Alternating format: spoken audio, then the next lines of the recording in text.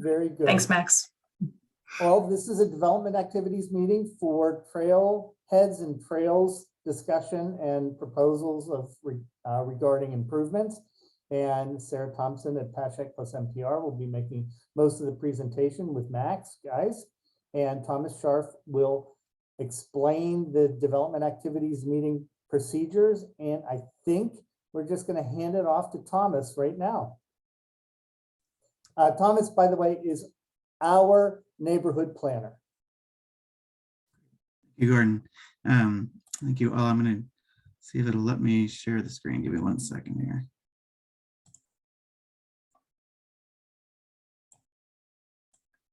Okay, you all seeing that okay? All right, Thank you. Great. Yes, so as Gordon mentioned, I'm the neighborhood planner for Mount Washington, Duquesne Heights, Allentown, kind of the area where Emerald View Park is located, as well as the other neighborhoods south of the Maw and west of the Ohio. And so I'll give a quick background on what development activities meeting program is, development activities meetings are, excuse me, and the RCO program, the Registered Community Program. And then I'll hand it off to Sarah and her team to present. So the development activities meetings and the RCO program fall under the city planning department's purview. The registered community organizations are organizations that serve a particular geographic area, the specific communities. So in the case of Mount Washington CDC, they're the RCO for Mount Washington and Duquesne Heights.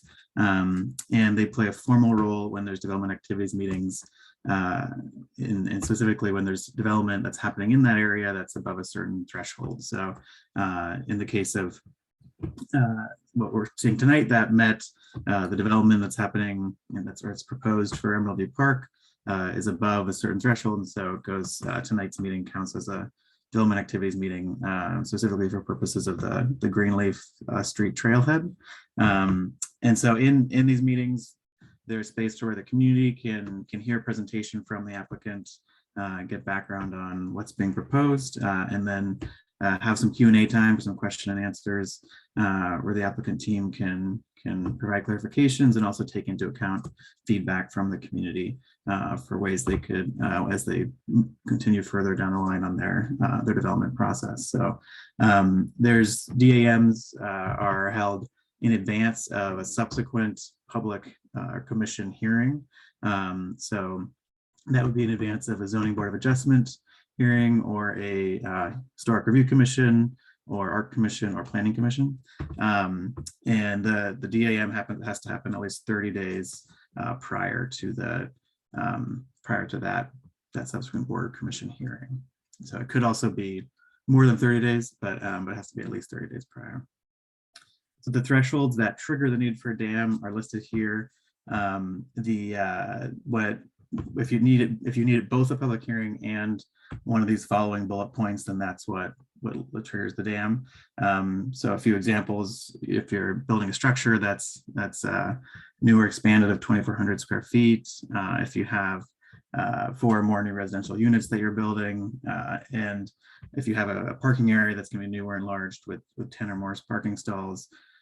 Those would be some examples of what would, if combined also with a request for a public commission or board hearing, then that would trigger a dam. So in this case, because the Greenleaf Street Trailhead involves over 10 parking stalls, it also needs to be like permitted properly, and also needs to go to zoning board of adjustment for a variance, as I understand the variances, then that basically triggered the need for the dam for the setback related variance. And I'll let the applicant team kind of speak more to specifically what boards, commissions they'll need to go to and all that. But that's an example of that. And then other examples of what trigger dams are like use variances, zoning map amendments, larger project developments, and then automatically, if you need to go to art commission or to historic review commission, then in those cases you also have to that automatically qualifies you to have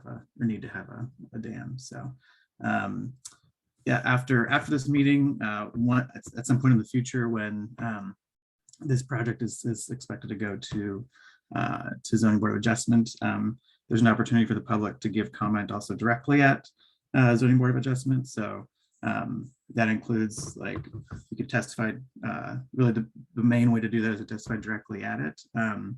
You can go to their website. It's pittsburghpa.gov/DCP/ZBA to get more information on zoning board adjustment. Their agendas, presentations, and project information for upcoming meetings are at pittsburghpa.gov/DCP/upcoming.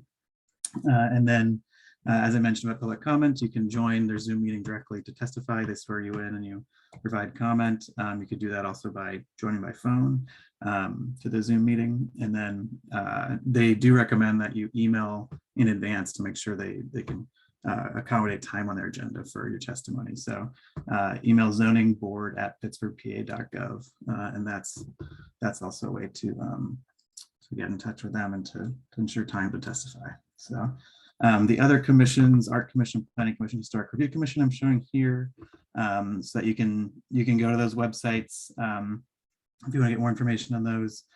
There's, in those cases, they accept email testimony in advance up to a certain, it's usually the business day before the meeting at 12 p.m. So for example, if this were to need to go to our commission, then that would be, you could pacd@pittsburghpa.gov. And then you can see the information for Planning Commission, Historic Review Commission. So that's kind of a general background on the different commissions and kind of dams and RCOs a little more generally. And you can find Pittsburgh City Planning Department online on social media here with Facebook, Twitter, and Instagram. So with that, I will, if there aren't any specific questions about the DAM process, I'll pass it off to Sarah's team and back to Gordon or Sarah's team, however you guys want to take it.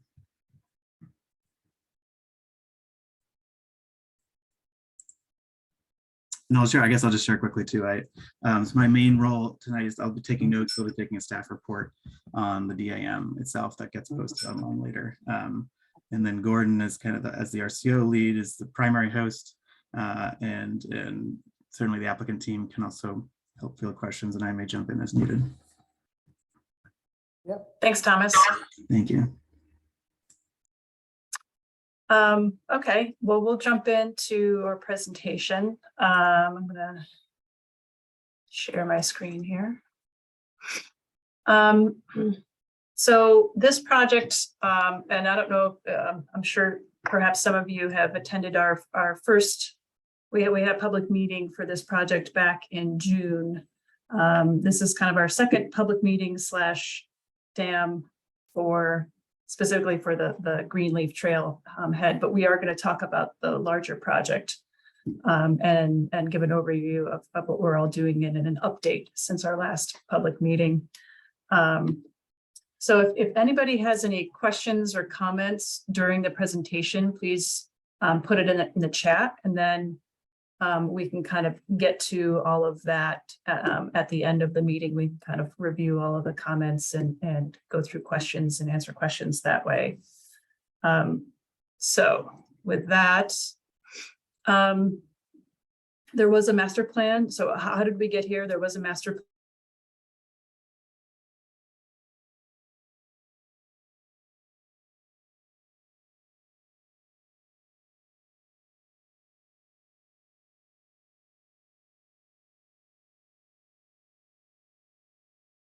Max, somehow.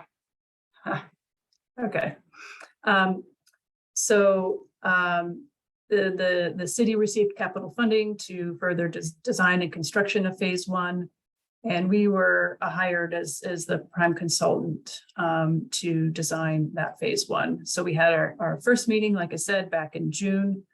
And since then, we've kind of refined our design of the trailheads, several trailheads, and had several meetings with city officials to kind of figure out approval wise, how do we go through approvals and get all of these trailhead designs approved by the city through official processes. Since this is kind of an odd project, it's not one site, it's, 7 or 8. It's a little confusing at times going through the approval process. So we had to iron that out. So I'd like to kind of first talk about the schedule a little bit, our scope. we'll go through some of some of the signs that we'll be proposing, signage updates, general trail improvements, and then we'll get down into the trailheads and crossings. And specifically, we'll obviously talk about the Greenleaf Trailhead. So this is our timeline. You can see we're kind of in the middle of our process, but we're at the point where we're finalizing our concepts and schematic design before we go into construction documents. And so this is kind of our last chance to get community input before we start kind of working out the details of the construction documents. Phase 1 scope is kind of what you see here. So you're looking at Duquesne Heights and Mount Washington. And so everything in red, so the trails that are highlighted in red and the red dots are kind of where the trailheads that we're focusing on for this phase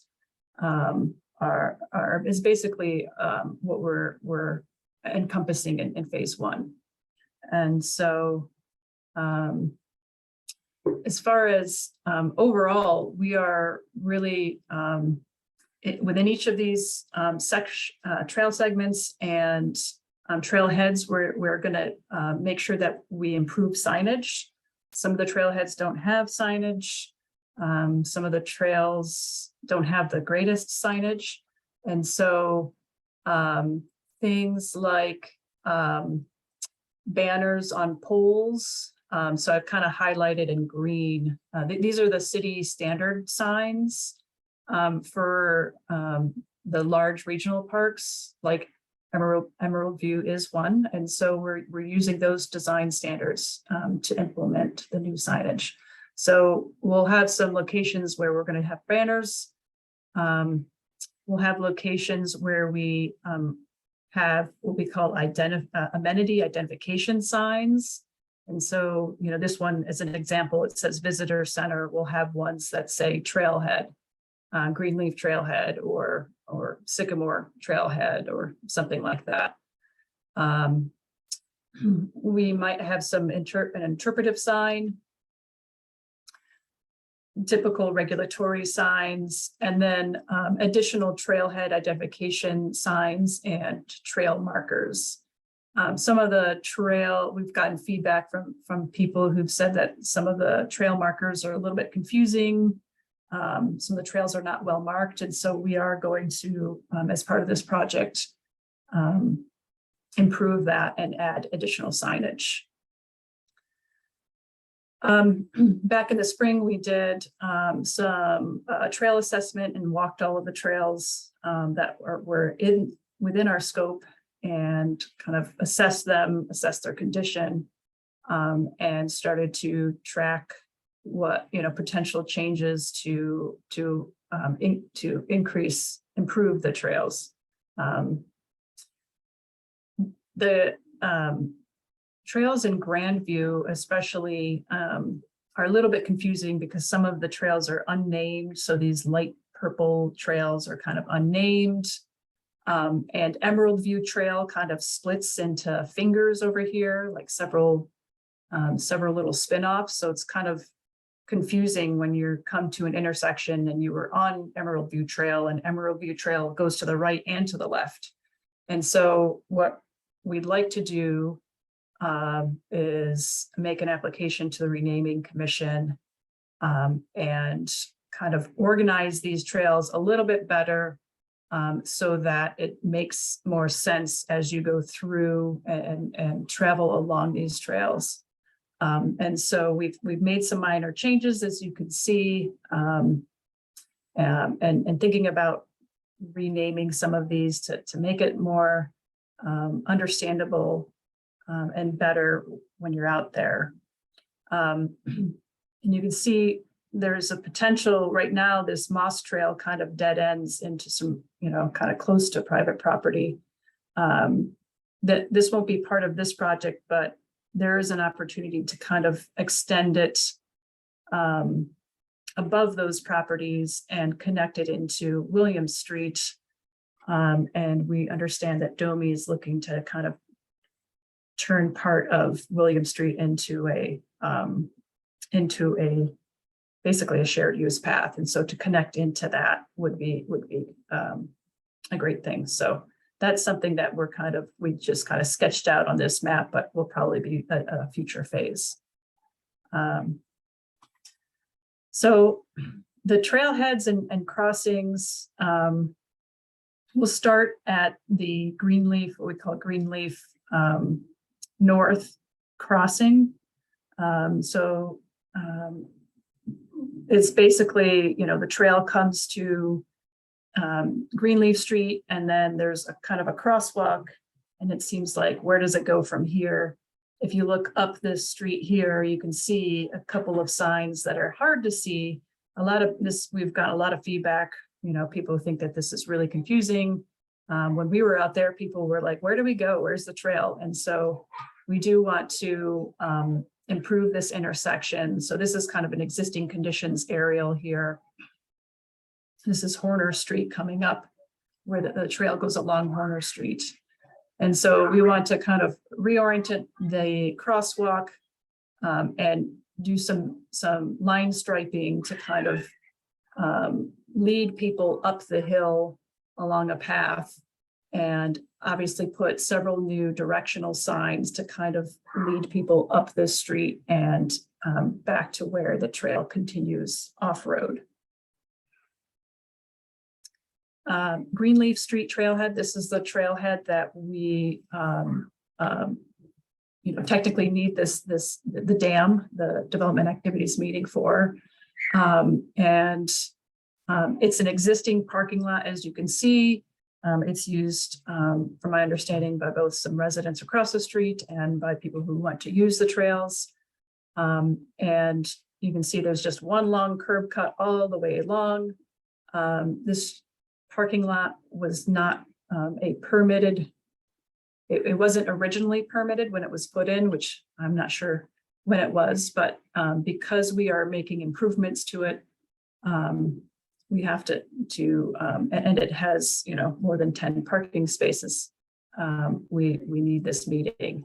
The other reason is that because there's a lot of newly planted trees and a lot of trees right on the other side of this fence, and some topography change, we really didn't want to push the parking lot back further away from the road in order to get the typical setback for a parking lot.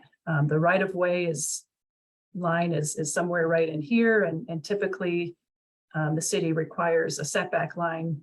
We just won't be able to get that unless we totally, remove a bunch of trees and do a lot of regrading. And so the idea, this is again the existing conditions map here. The idea is to create a little bit of green space between the road and the parking lot, because there is a little bit of space on this side, but it squeezes down as you go down Greenleaf Street. And so we're creating, one single entrance to get in. We've got, several parking spaces. We'd like to put in an accessible parking space with an accessible trail route to an accessible picnic table. There is a picnic table there existing. We will kind of relocate that one somewhere close nearby. We would like to put in a rain garden to capture stormwater. We're going to be paving this parking lot. So it was formerly kind of a mix of asphalt and gravel. It will be, brand new asphalt parking pad. We'll have kind of a little bit of a pedestrian plaza, kind of a formal entrance leading you in, towards the trailhead, with new signage, a bench, trash receptacle, recycling receptacle, those types of things. Here again, we'd like to put new pole banners on. There's a few utility poles along here, and so we'll be putting on banners and having, again, like an amenity sign. Right now, it's hard to tell that this is really a a parking lot for a trailhead in one of, the city's major parks.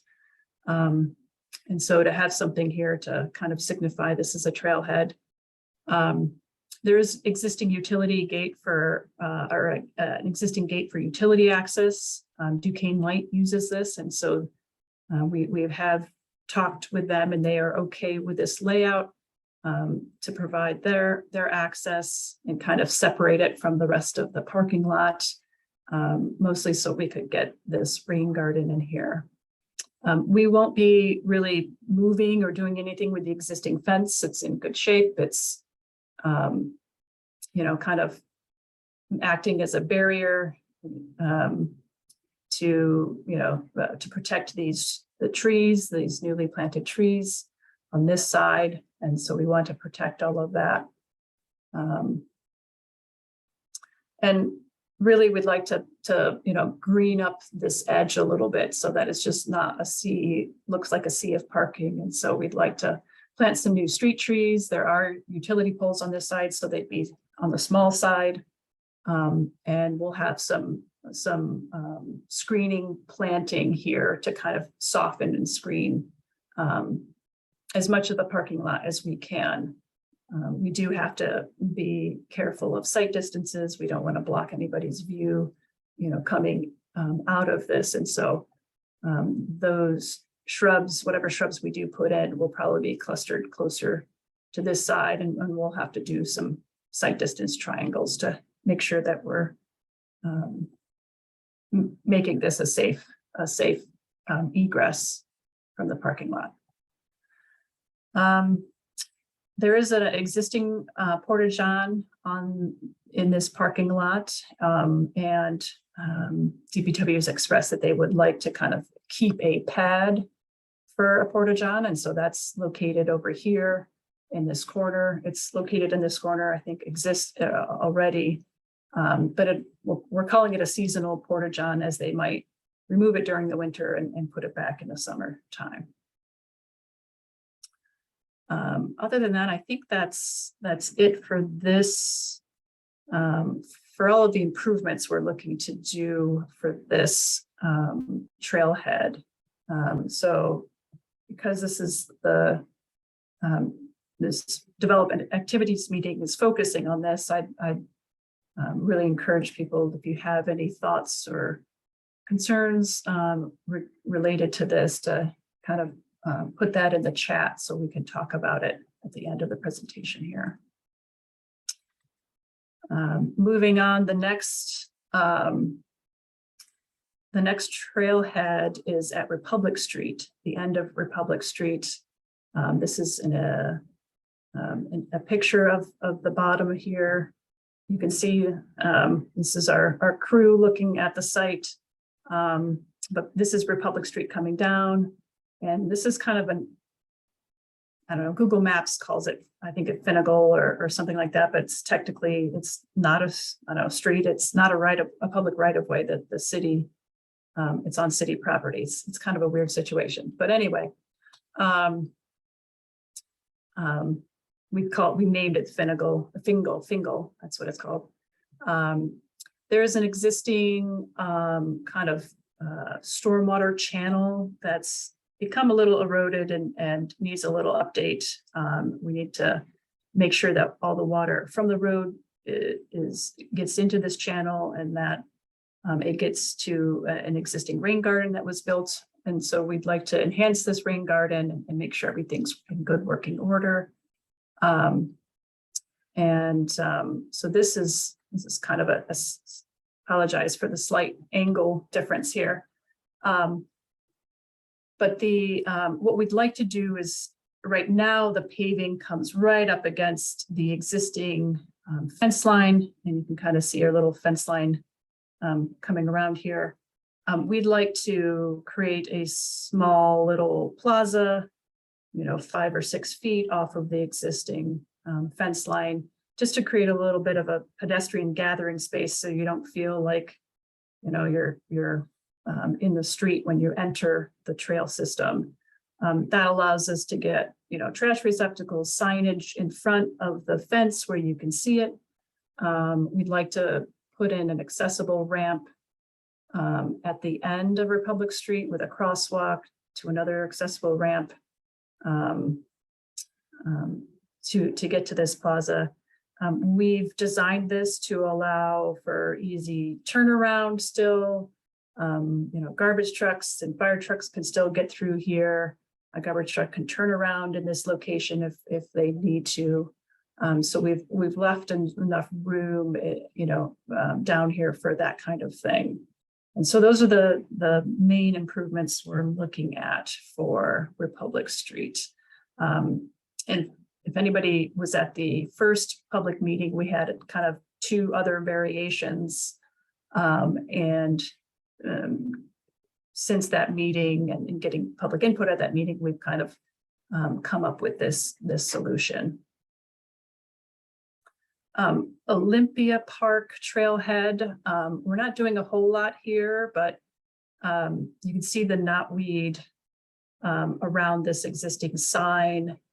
We'd like to kind of, remove some of that knotweed, put maybe a small concrete pad around the sign so it doesn't get overtaken and doesn't have to be constantly maintained over the summertime.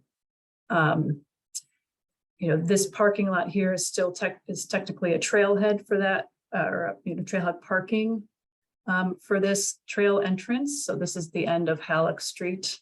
We're not going to do a whole lot here because the future plans for this park call for improvements to this ball field and parking lot, and we think that those should be kind of one project as opposed to for us to try to do something with this parking lot and then have it not work for the improvements to the ball field at a later date. But we are, we would like to put some signage, again, identifying this as a trailhead parking lot, in addition to its, purpose for people to come see ball games and come to the park. And so we'd like to also put a new trail directional sign. There's a little existing path that kind of comes from the parking lot up to the trail system itself. Sycamore Street Trailhead. This one, currently you come in off of Sycamore Street up a little dirt driveway, and you pull into a parking lot here. Typically get 4, maybe 5 cars parking here. Really sets about how many spaces. We'd like to kind of, reorient this parking lot so we can get a few more spaces. And so I think we've got 7 here.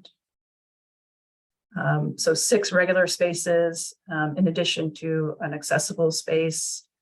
Again, we wanted to create some sort of plaza space with a picnic table, out on a long hike, grab a snack before you hit the road. We're using boulders as kind of bollards. We've got new trash, new recycling, and new signage here, in addition to some clearing, kind of improving sight lines and sight distances at the intersection here of Sycamore Street and the trailhead entrance. So new signage there, kind of clearing away some of the undergrowth away from the edge there, so it doesn't look so, so you don't miss it when you drive by this location. Bigby is another little location that we understand that there's going to be improvements to, that are proposed for Bigby Field in the future. We want to do something that's, that kind of improves this entrance, makes it a little bit nicer. To me, when I first looked at this, you've got these gates that kind of say, don't come in. So instead of gates, we'd rather use bollards to still allow for maintenance access, but really allow for pedestrians just to walk in and not have to walk, around the gates. So we're prioritizing pedestrian entrance as opposed to kind of this makes it feel like it's a maintenance access. So we'd like to, this is off of Bigby Street. We'd like to kind of new trash and recycling receptacles. So instead of, these kind of old cans, there'll be the nice new ones. New signage that's a little closer to the street. And this is such a wide entrance into Bigby Field. We really don't need it that wide. So again, we're using those bollards as bollards here with some collapsible folding bollards or bollards at the end here. So maintenance can still get in when they need to. But again, it just creates a little bit nicer entrance. This is kind of a temporary solution. We're not spending a whole lot of money here. This wasn't really in our original scope, but we kind of felt like we needed to do something because it'd probably be a little while till Bigby Field gets renovated. And so we wanted to do something here. And again, we'd like to, improve some signage at locations where, you come down here and you see these steps going down, but there's nothing to tell you that, hey, this goes somewhere. And so we'd like to have new trail directional signs. So with that, I know I went through fairly fast, but now we have time to kind of go through your comments. And so somebody said this, will there be enough room to navigate the lot and be able to turn right safely exiting the lot? I tested this concept with my small car and it seemed difficult. There is enough space I'll go back to the Greenleaf trailhead here. So this is, standard city dimensions here and requirements for parking. And so there should be plenty of room. We didn't put a space on the very end because we wanted this, person in the last parking spot to be able to kind of back up and get out. And so there should be enough turning radius to kind of get out. We might have to scooch this back a little bit and round this a little bit more. But this is wider than, your typical entrance to a parking lot. It's a lot narrower than it is now because right now, obviously, the entrance to the parking lot stretches all the way from like this pole to this pole. But there should be enough space. Let's see. Who will maintain the planting? The planting. So we're the city will be maintaining the planting. It's the trees. We're obviously going to be proposing low maintenance planting, and so we don't want to burden the city with a lot of extra planting here. The rain garden, the city is going to be maintaining that. I don't know if Andrea, if you have any other.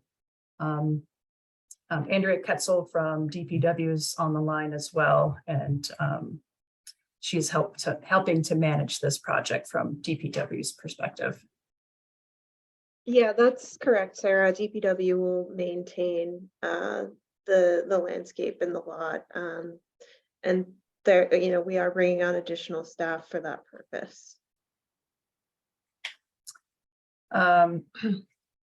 Is there a possibility of a second rain garden to the east? Let's see. That would be this location here. This is on the uphill side, so we're really not capturing anything up here.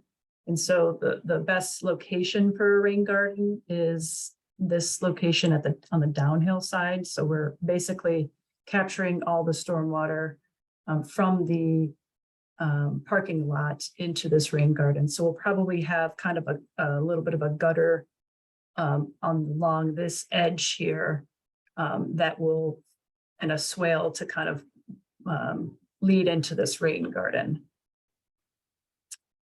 Did you consider permeable paving? That is, we've talked about permeable paving here. Permeable pavers are a little, let's just say, the city doesn't want to do permeable asphalt. It's harder to maintain, and they just don't have the equipment yet to maintain that permeable asphalt. We could do, there is potential to do permeable pavers for this plaza space. Permeable pavers are a lot more expensive than other materials. So we might try to do that as an alternate for this and see if we can fit it within the budget.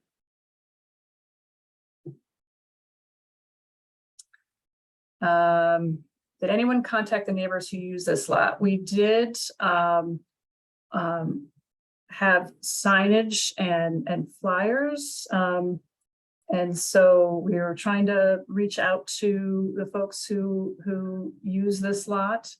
I'm not sure if anybody had, could make it or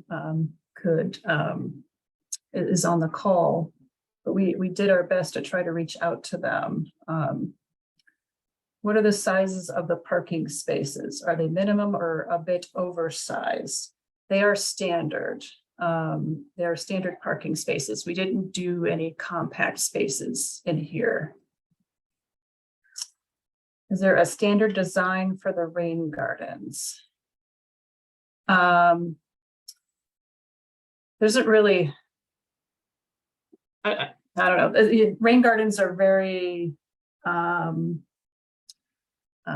I guess, each one is different according to, what kind of capacity it needs to hold, and all of that. The planting itself, we will try to ensure that is, as low maintenance as possible. We're still kind of figuring that those kinds of details will be kind of figured out later on.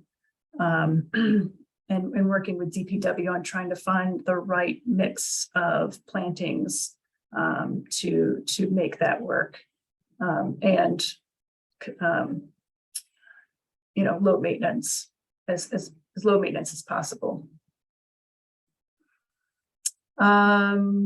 Somebody had a comment about for the Olympia trailhead, the knotweed breaks through concrete. Are there other knotweed remediation efforts that could be considered?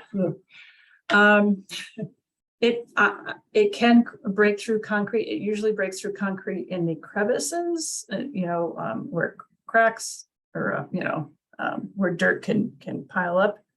This will be kind of a single pad, so I'm hoping that it won't break through, or it'll take a long time to do that.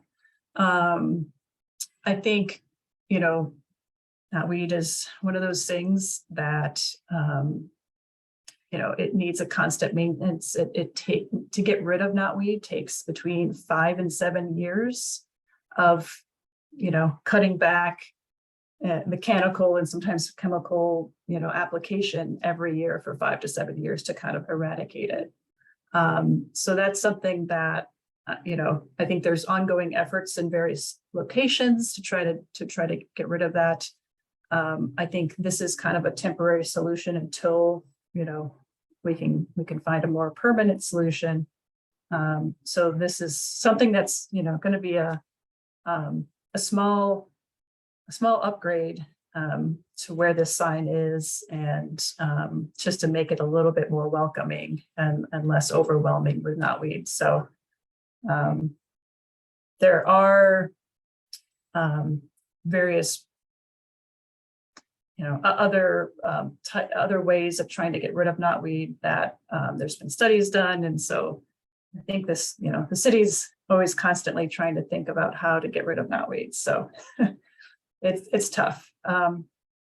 Any plans for Sweetbriar and Wyola streets?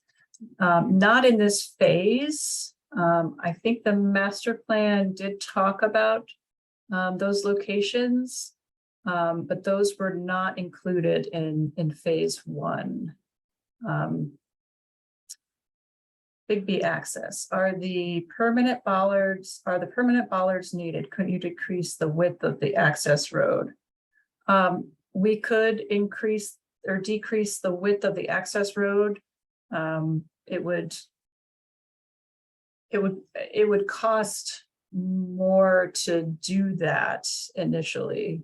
So that I think will have to be addressed in the permanent plans for Big B that are, again, down the road, future upgrades. Any plans for Sweetbriar and Wyola? Just answered that question a little bit ago. Hopefully native species, somebody said. I'm assuming that was towards the rain garden. Yes, we do try to plant native species when possible, and certainly rain gardens. A lot of native species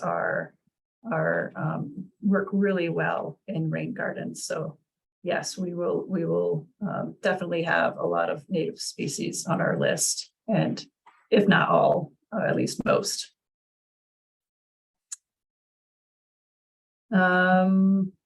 Let's see, I think that's the end of the chat questions. Anybody else have any other thoughts or?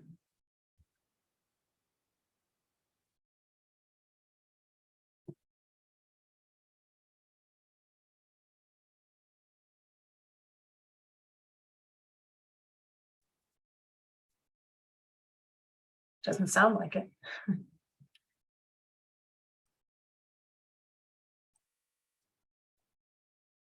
Okay. Like I said, our schedule is our next steps are to we're making revisions based on your input tonight. So I think we'll double check turning radiuses and things in the Greenleaf lot and make sure that it's easy for cars to get in and out. We still have to meet with several city departments and some key stakeholders.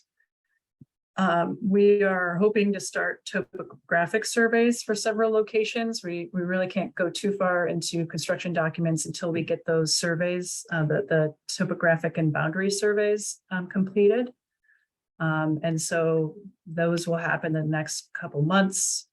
And then we'll start to develop our construction documents and hopefully go out to bid and start construction sometime late spring, summer, probably summertime, to make all of these changes and improvements. So thank you, everybody. Any last words? Gordon or Thomas? Oh, I'm seeing, looks like a raise. Got a couple items in the chat. Jane, it all looks great and very nice, exciting. Ian Jackson, this is the first meeting that I have attended. Great presentation, exciting stuff. Thank you from Maria. And then it looks like we have a raised hand from Pat. Hey, Sarah. This is Yes. Gordon. Can you explain to the attendees why you chose these trailheads for the first phase? I did not. These were based on the master plan, and so typically what happens is the master plan, they had their, during the master plan process, that there was a whole public input, process associated with that. And then DPW typically takes that and says, okay, we've got this much of money in the budget for this first phase. And they can they pull together what the public would like to see, and combination of what can fit in the budget, and also what makes sense from a logistical phasing perspective. And so all of that is kind of taken into consideration. So I didn't make really any decisions other than we kind of slipped in Big B there at the very end, just because it was something that we felt that we could just do. It was very simple and easy. I mean, it doesn't take extra approvals or any of that. And it'd be a very simple site plan to produce, to have a contractor just make some, freshen it up a little bit. And we just, slipped that in there. But other than that, the trailheads and trail segments were chosen by DPW based on the master plan. Yeah, and Sarah, I can add to that a little bit in that it was a little bit budget driven, but also it was one of the higher priorities in the master plan. And we were looking for something visible that was also easy to and quick to execute. So that is kind of where we put it out. Thanks, Andrea. Pat has a question. Yeah, I mean, understand this process that who estimated the cost, developed the plans and applied for the funding for this process? That came from the master plan. So a lot of the estimations came from that. And after, the master plan comes out, the phasing can be, quite expensive. It's a regional park. So we have to reasonably parse out projects that we can get budgeted within a year and then follow up with construction funds. So that doesn't mean we won't be taking on other aspects of the master plan in upcoming years. In fact, we're have funding in for Grandview Playground next year. So we just are working through, sort of the funding that becomes available. Well, that's what I'm getting at, the funding. This plan first developed back in 2005. We talked about this several times about removing the telephone poles and putting the new sidewalks in on Grandview Avenue and Duquesne Heights. Now, how does you go about doing that?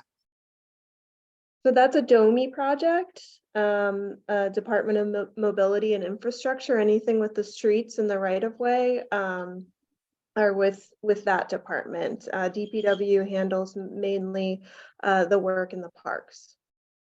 Well, from what I was told from Teresa Cale Smith and Michael Lamb, that the park goes 10 feet into the street. And that when we first looked at these plans and the phases of these plans, that the sidewalks and telephone poles were discussed numerous times. That could be the case, but that's also a very expensive aspect of the plan to implement. I think in our conversations with DOMI, because it's a street and they do all the street improvements, that it would either happen in coordination with them or they would be managing that aspect. Well, that's what I'm getting at. Who's going to manage this process to get it done? Because we've been waiting since 2005. Well, that would be, you would need to discuss it with your council member and she would coordinate with the correct department. I have discussed it with Teresa, and when I talked to you guys, you said it's up to her to fund the project. That's also true, yeah. Well, then how do we go about doing that? You have to talk to your council member, sir. We're here to talk about the trails and trails improvements. So I want to try to stay focused on that aspect tonight. Well, I thought she said we were going to talk about other phases of the project. When she first started this, she said we were going to talk about other phases of the project too. As a phase one, this is all part of phase one. So Right. we're talking about phase one. And then you said you were going to talk Improvements. about other phases of the project, other phases of the plan, which includes the removal of the telephone poles and the replacing the sidewalks. I apologize if that came out wrong. We're only here to discuss phase one. So Greenleaf Trailhead is part of the development activities meeting that we have. That's part of this meeting. But in addition to that, we're talking about the rest of phase one, which is the rest of the trailheads that we discussed already. Yeah, I and apologize if that came out wrong. But yeah, we're only here to discuss phase one for tonight. Yeah, and like I Andrea know all said, that. And I've attended every one of these meetings, and I don't remember any resident asking for new parking lots. That's where did this come from? it came out- $950,000 that could be used in other areas, like removing the telephone poles and new sidewalks, which should be done first because of the safety aspects of it. You know, there's people in wheelchairs and people walking in the middle of the streets. There's people got hit by a wheelchair. It was an $8 million lawsuit right in that area in Monterey Bay. Pat, I would There's- say, I don't have any control over that at this point. I mean, this phase is been approved and is going forward, but I would say your best chance of getting, Grandview on the docket of, like Andrea said, it's probably going to be Domi, is to talk to your council person and really start to have more, in-depth conversations with them to try to get that, I have on done their this. And list. I've gone to the Mount Washington Development Corporation EVP meetings. I've tried to get everybody in the same room, which would be the Department of City Planning, EVP, Teresa, the state funding people that would be also State Department of Transportation, which was involved in this from the beginning in 2005, and no one wants to do it. You're talking to the wrong people on this call. That's all I can say is that Yeah, yeah. I think we need to move on. We hear you, Yeah. Pat, and I just don't think this is the right forum for that discussion. Right. I think Stephanie has her hand up. Yeah. Hi. Am I being heard? Cool. Yes, we can hear you. So I'm just curious if, and maybe you were going to move on to this. I wasn't sure if we were wrapping up, but have y'all come up with like a comprehensive sort of recommendations for the trails themselves or things that need to be done on the trails? Yes, I kind of, skipped over that a little bit in the presentation, but mostly what we're going to do with the trails that are highlighted, I'll go back to the beginning here, on our scope for phase one here. So for these trails, we know there are some water issues and some what we'd like to do is bring these trails up to sustainable trail design standards. And so all of them should have an outslope and have certain trail, we call them structures, but they're not really structures. They're we call it trail dips or water bars and things like that.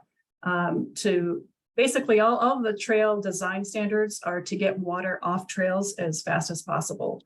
And so there are locations where water is sitting, creating puddles, eroding trails, and those types of things. And so we are going to be implementing several trail design standards to get the water off the trail.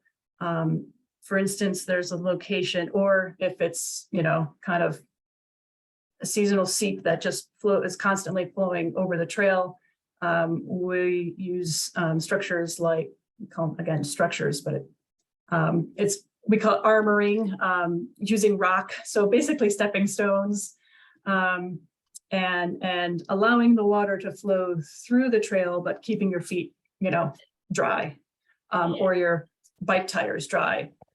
So things like that. We are going to be, there's some existing steps that are in need of repair in Grandview. So we have, we're going to be, repairing those steps and installing new ones to complete them. There is, I did talk about signage. Oh, I'm sorry, Stephanie, go ahead. Oh, yeah. Well, so I asked this in some ways because I work for the Student Conservation Association. And in the past, in years past, we've worked in Emerald View Park and we're sort of aware of this master plan and waiting to see, where to touch base if we could work there again we work with high school students that live in the neighborhoods of the parks. So I just was curious, and I guess to take this like going further, to talk about the trail implementations that you guys are going to put in, would you be the person to reach out to, like outside of this call? Yeah, Like questions on that? actually, Not yes, just so I don't yes. take up everybody's time on this sort of, individual interest or like, my organization's interest in the area. Certainly. Yeah, I think, and I think Catherine from the Parks Conservancy contacted us earlier a few months ago about you guys doing a fixing the seep issue in Grandview Park. So yes, so thank you for taking that off the contractor's duties and having you guys to fix that is great. So yeah, and we've been in conversation with Catherine, which I'm happy to just continue that. But I was also just curious because I also didn't see her on the call. So I was like, maybe I'll just step up with this. So yeah. No, she is one of our key stakeholders and she has been Okay. working in this project or park for I don't know how many years. Yeah. So yes, you could certainly contact her and say, hey, Okay. you want to get a hold of me, or I don't know if I have my email at the bottom here. Nope, the engage page. I'm happy I could go through Catherine and so, Okay. great. So say I can give you my email if you want to. Cool. But that plan for the trails is you guys have gone through all the trails and have your recommendations for them. Okay. Yes. Great. For the trails that are in the phase 1 scope. Great. Thank you. All right. Any other hands up or any other chats? Hey, Sarah, what's the time frame for implementing the improvements that you've presented today? So we expect construction to start hopefully in the summer sometime. So they'll, I don't know how we'll do this quite yet as far as, are we gonna work on one trailhead at a time to like get in and get out? Those are lots of discussions we have to kind of still determine to kind of, what is efficient for the contractor, but also what is most beneficial for people using the trailheads and trails to kind of make sure we're not closing all the trailheads all at the same time and nobody can get on, get access to the trails. So, that kind of time frame and timeline hasn't been yet, to be determined.